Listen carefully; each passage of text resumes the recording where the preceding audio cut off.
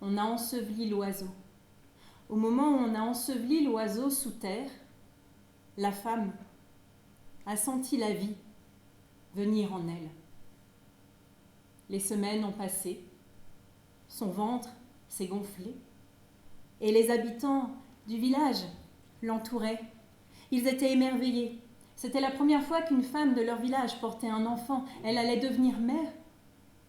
Alors, ils étaient aux petits soins, lui demandaient ce qu'elle souhaitait. Et elle a dit, tout a commencé par l'oiseau. J'aimerais que notre village porte son nom, Laro. Aussitôt, Laro est passé de lèvre en lèvre. Laro, ça a été comme un cri de joie. Tout le village s'est mis à organiser une immense fête. On a chanté, on a dansé, on a mangé plus que de raison. Et quand les corps ont été ivres de joie, de fatigue, chacun est parti se coucher. Les semaines ont passé. La femme a mis au monde le premier enfant du village. Lorsqu'il a poussé son premier cri, toutes les femmes en âge d'être mères ont senti la vie qui venait en elles. Depuis que le monde est monde, les mères ont des enfants. Si les mères s'arrêtent, le monde s'arrête. Mais qu'est-ce qui est le plus difficile pour une mère? Mettre son enfant au monde ou accepter de l'y laisser? Je répète. Qu'est-ce qui est le plus difficile pour une mère? Mettre son enfant au monde ou accepter de l'y laisser? Vous avez 20 secondes. Non? Et elle a chanté pour son bébé. Moi, je te ferai faire un petit moulin sur la rivière et puis encore un petit bateau pour passer l'eau, pour passer l'eau. Le temps a passé. L'enfant est né. Elle chantait. Elle chantait pour l'endormir. Elle chantait pour le veiller.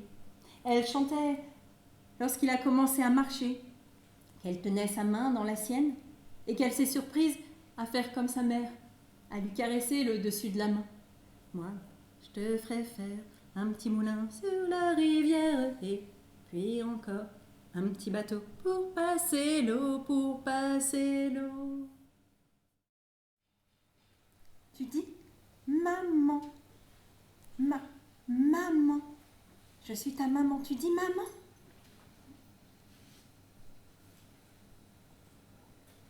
Il a dit maman. Et puis l'enfant grandit. Et là on entend des maman, maman, maman, maman, j'ai dit maman. Et on se dit, peut-être on n'aurait jamais dû lui apprendre, mais c'est trop tard. La mère suivait derrière, elle avait l'enfant à la main. L'enfant devait avoir entre 2 et 3 ans. À chaque pas, elle lui disait, regarde où tu mets les pieds. Mais regarde devant toi, tu vas prendre les branches. Garde ton chapeau, il y a du soleil. Mais lève ton chapeau, tu ne vois rien. C'était la nuit des temps. C'était quand le temps était encore dans le temps. En ces temps-là, il y avait Déméter qui régnait sur la terre. Déméter, déesse des moissons, répandait sa douce chaleur sur la terre.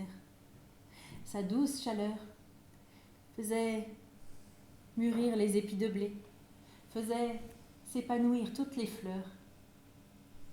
Déméter se réjouissait de voir la terre, répandait sa douce chaleur et surtout admirait sa fille, Perséphone.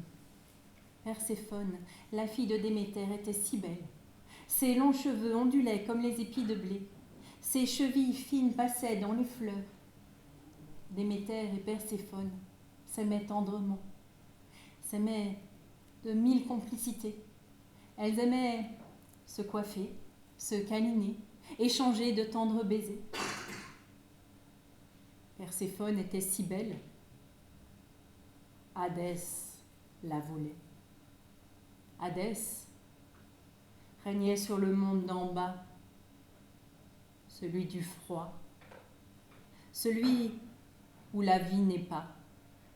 Hadès voulait Perséphone, mais il savait bien qu'il ne pouvait pas l'attirer là où il vivait. Alors il a rusé.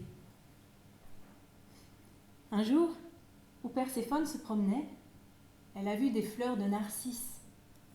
Elles étaient si belles, leurs pétales, le jaune était si bien dessiné. Elle s'est penchée pour en cueillir une et à ce moment-là, la terre s'est ouverte et Hadès l'a entraînée.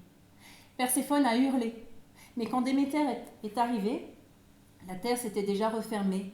Elle n'a pas trouvé Perséphone.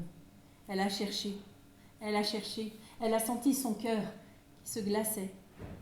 Et la terre est devenue froide. Les épis de blé se sont couchés, les fleurs se sont fanées. Déméter cherchait partout Perséphone. Zeus, dieu des dieux, a vu ça, a vu que la terre allait cesser de tourner, il a compris ce qui se passait, il a demandé à Déméter, elle cherchait Perséphone, il a cherché à son tour. Il l'a vue auprès d'Hadès. Hadès contemplait Perséphone. Elle était si belle. Mais depuis que Perséphone était aux côtés d'Hadès, elle ne souriait plus. Elle ne parlait plus. Elle ne mangeait plus. Hadès s'inquiétait un peu, mais il la contemplait, elle était si belle. Zeus lui a demandé de la laisser retrouver sa mère parce que la terre... Mais Hadès n'a rien voulu savoir. Zeus a demandé à Déméter de répandre un peu de chaleur parce que la terre... Et Déméter a dit, où trouver de la chaleur quand ma fille n'est plus? Alors Zeus est retourné auprès d'Hadès. Il lui a dit que Perséphone n'allait pas pouvoir vivre longtemps auprès de lui et que peut-être il pourrait la voir un moment et un moment la laisser retourner sur terre. Perséphone a compris qu'elle allait pouvoir retrouver sa mère. Toute heureuse, Hadès lui a donné quelques grains de grenade qu'elle a vite mangés. Et puis, elle est retournée sur terre. Déméter a vu Perséphone. Lorsqu'elle a vu Perséphone, elle a senti son cœur qui se chauffait. Elle a senti tout son être qui vibrait de chaleur. Elle a serré Perséphone contre son cœur et, au même moment, les épis de blé se sont levés et les fleurs se sont ouvertes. Perséphone et Déméter, longtemps, se sont enlacés.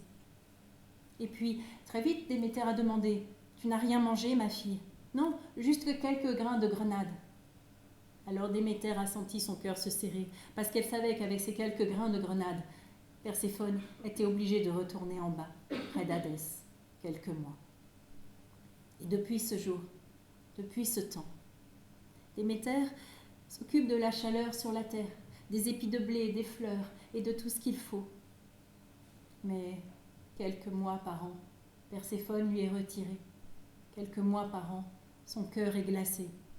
Et sur la terre, c'est l'hiver.